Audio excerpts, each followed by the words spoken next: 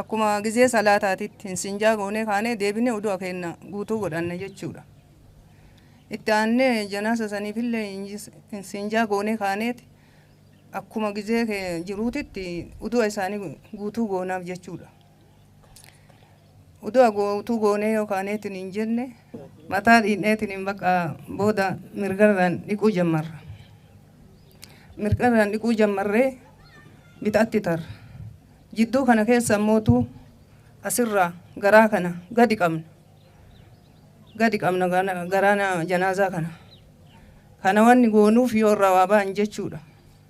Kana laallee ammallee deebineetiin yoo waan akkasii ka arginu taate itti deebineetumaan bakka uduu isaanii qulqulleessinaaf. Eegatti deebinee gizee sadii mirga gizee sadii bitaa gizee sadii as garagalchinee dhindhee eega qulqulleessineen booda dhiqaa ogeessine bakka amma yoo dubartii taate uffata 5 oloo gurdii guuftaa wanni ammootu itti uffifamu waa 2 jechuudha. Yoo kun hin jirre 3 ma jiru dubartoonni illee amma wanni sun qophaa'ee asitti qophaa'eetiin nu yoo jedhe fuunee janaaza kana achirra keenya. Amma bakka kanatti namni janaaza kana dhiqu rahiima. Maaliif jennaan sharimatu akkasuma ajaja. Bakka dhiqan kanatti illee namni kunniin walii galuu qaba, ibaadaa irraallee beekamuu qaba. Akkanumaan cadhiseetumaan du'aan kun waan hin beeyneef wanna inni dubbanneef guyyaan tokko nama kanarrallee cadhisuu waan gahuufi nama kanaa seera isaa akkuma nama jiruuti eeguufii qabna.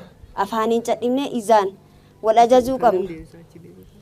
Lammaffaa ammoo wanti rahiima jedhaniif satrii ufii kana rahiimatu namaa eega, waan hamtuu kana rahiimni namarraan dubbatu. Kanaafi janaaza nama rahiimaattu dhiqa. Gaafa waa galani isin bakka kanatti ammoo mataa bakka sadiitti ashamuu qabna dubartiirra. Dubartimatu dhiqa. Waan dubartimatti beeka waan raayyaan jedheef. Kanaafi mataa erga mirgarra deebisnee bakka sadiitti ashamamuu qaba. Qulqullinni isaa sirri eegamuu qaba. Haasawun illee jiru namni 5 kun nama ibaadaa irraa beeyin nama ammoo iciitii dhoyfatuu danda'u. Wanti as keessa wanti waliin wanyuuf hin jiru harkaan wal ajajuu qabna. Seera isaa guutuuf jechaadha. Kanuma inni ammoo dhaamsii irratti yoo waa galaniitiin hin jedhani booyaaf ufin qopheessitan hawwatii ta'ee nama kaawwan illee ta'e maaf qopheessitan maal isaa godha laata du'aa kana maal isaa godha laata. Awwalaan mirgarraa itti as deebi'a kunoo mirgarraa itti as uwwifna lammataan bitaa irraa itti achi uwwifna deebinee ammallee mirgarraa itti as deebifna lammaffaa deebinee gara naanillee bitaa irraanillee mirgarraanillee lammaffaa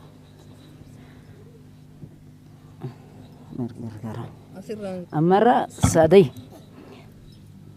afra sadaffaa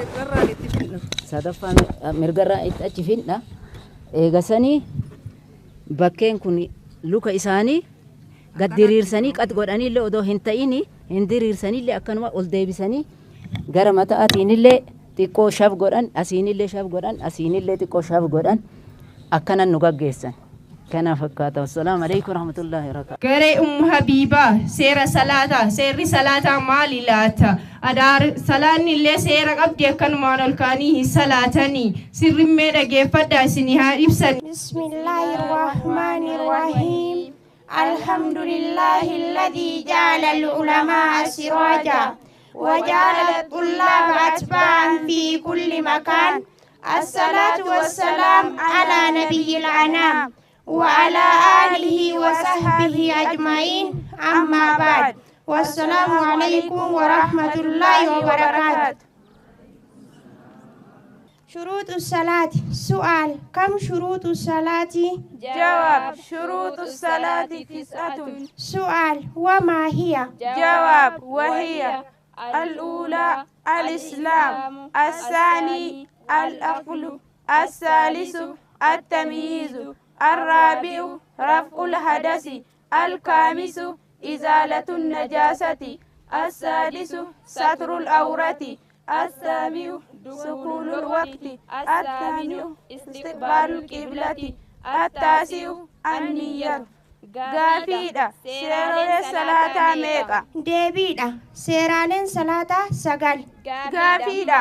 Maali isii? Deebiidha. Isiin tokkoffaan islaamummaa qabaachuudha. Lammaffaan aqlii qabaachuudha.